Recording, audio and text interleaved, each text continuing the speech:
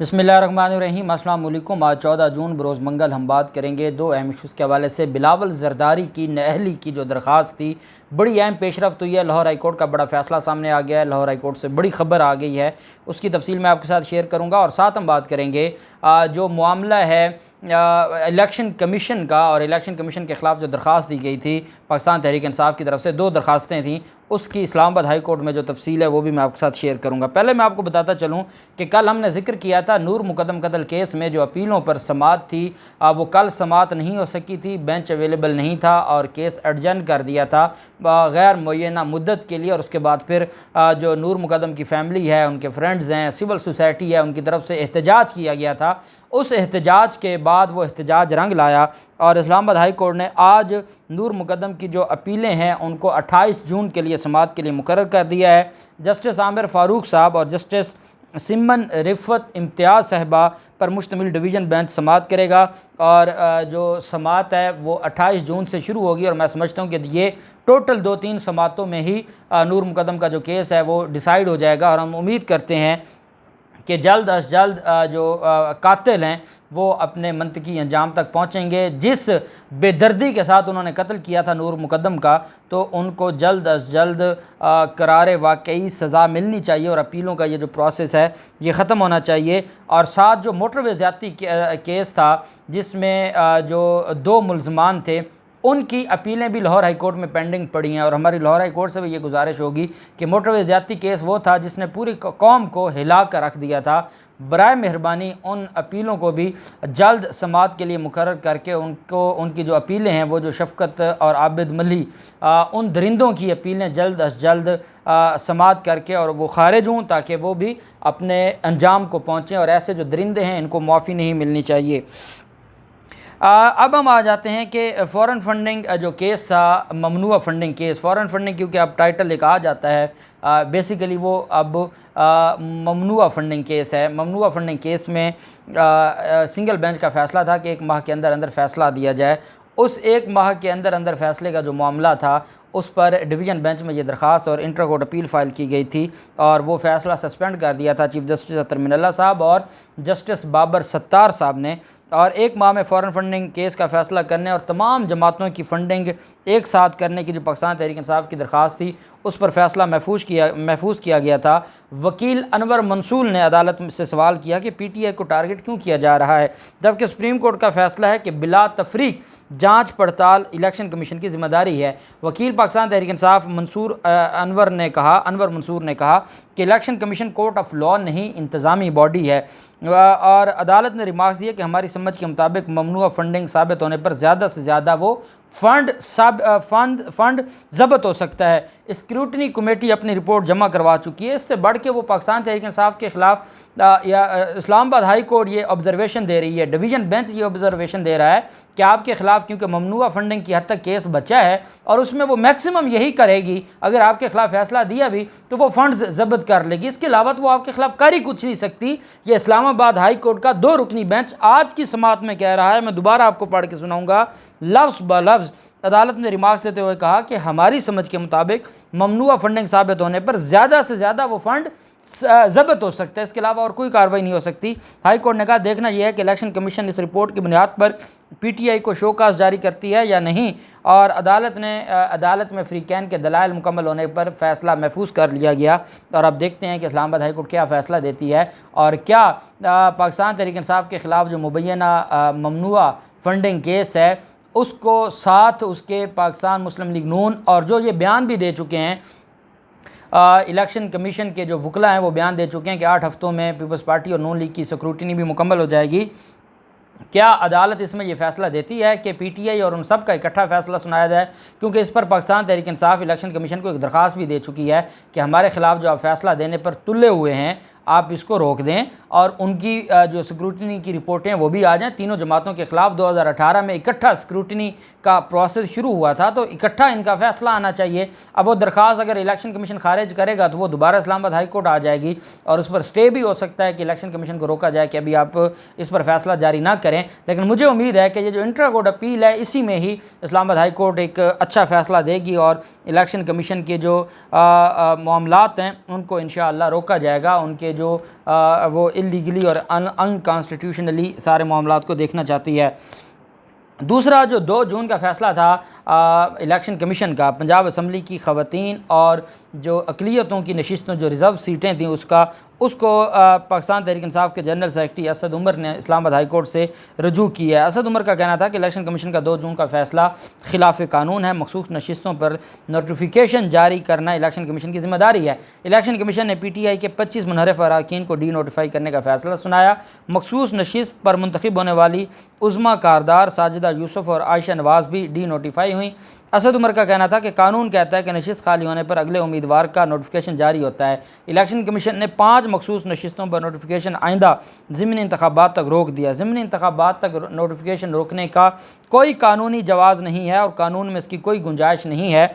20 नशिस्तें हारने के बावजूद भी अक़लियतों की 2 सीटें हमारी हैं और इलेक्शन कमीशन का फ़ैसला अजीब है। हमज़ा शहबाज की हुकूमत जाली इलेक्शन पर खड़ी हुई है। नशिस्तों को नोटिफिकेशन के ज़रिए बहाल किया जाए, ये कहा गया है पाकिस्तान तहरीक इंसाफ की तरफ से। मैंने आपको कल ख़बर दी थी कि बैरिस्टर अली ज़फ़र साहब के ज़रिए चैलेंज करने जा रही है पाकिस्तान तहरीक इंसाफ इस फ़ैसले को इस्लामाबाद हाई कोर्ट में, और कल अब इसके ऊपर समाअत होगी और इस्लामाबाद हाई कोर्ट की तरफ से क्या फ़ैसला आता है उसकी तफसील भी मैं आपके साथ शेयर करूंगा। मैंने आपको बताया था कि इस्लामाबाद हाई कोर्ट बड़ा बैलेंस करके मामलात को देख रही है और ये खुशाइंद बात है कि सुप्रीम कोर्ट के बाद इस्लामाबाद हाई कोर्ट मामलात को, जितने साफ़ियों के ख़िलाफ़ केसेस थे, PTI की क़यादत के ख़िलाफ़ केसेस थे, FIA की जो सोशल मीडिया एक्टिविस्ट के ख़िलाफ़ केसेस थे, उन सारी चीज़ों पर अगर रुकावट डाली है तो वो इस्लामाबाद हाई कोर्ट और अतर मिनल्ला साहब ने एक तय जो है वो रुकावट ज़रूर डाली है।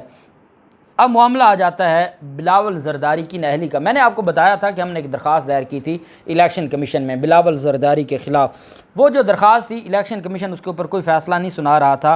बिल आखिर हमें लाहौर हाई कोर्ट से रुजू करना पड़ा और लाहौर हाई कोर्ट की तरफ से ये फ़ैसला सामने आया। लाहौर हाई कोर्ट ने बिलावल ज़रदारी की नाअहली के हवाले से जो दरख्वास्त थी उस पर समाअत की और फ़ैसला जारी किया।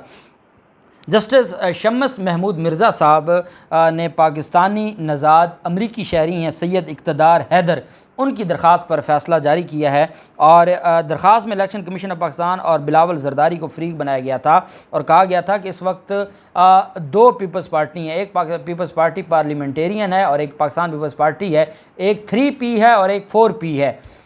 अब होता यह है कि बिलावल ज़रदारी ख़ुद चेयरमैन हैं 3P के और जिस निशान पर ये इलेक्शन लड़े हैं वो है 4P का।